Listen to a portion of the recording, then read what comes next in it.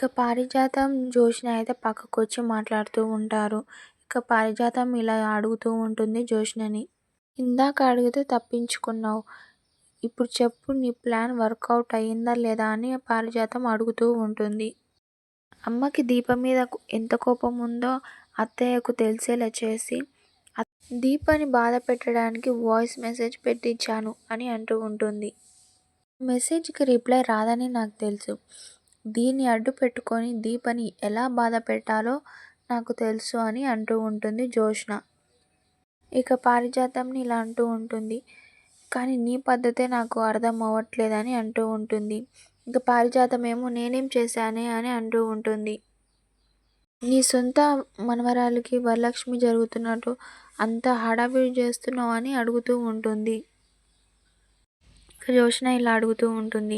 నాకు కూడా ఏమన్నా తెలియకుండా ఏమన్నా ప్లాన్ చేసావా అని అడుగుతూ ఉంటుంది.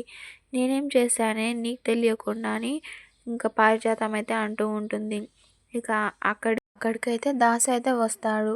ఇంట్లో లేకుండా ఇక్కడేం చేస్తున్నారు మీరు అని అంటూ ఉంటాడు. నేనేదో అందరితో సరదాగా ఉంటే ఇదేమో నన్ను తప్పు పడుతుందిరా అని అంటూ ఉంటుంది. ఈరోజు నువ్వు చాలా నచ్చావమ్మా నాకు. నువ్వు ఇలానే ఉంటే చాలా మంచిదని ఇంకా దాస్ అయితే అంటూ ఉంటాడు. 10 మందితో కలిసి ఉండి నవ్వడమేరా జీవితం అంటే అని అంటూ ఉంటుంది.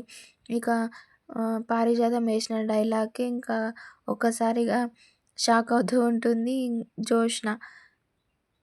సో, ఇంతటితో ఈ ఎపిసోడ్ అయితే ముగుస్తుంది. ఇక చూద్దాం నెక్స్ట్ ఎపిసోడ్‌లో ఏమవుతుందో. ప్లీజ్ అంతవరకు subscribe my channel for more videos and do support me guys.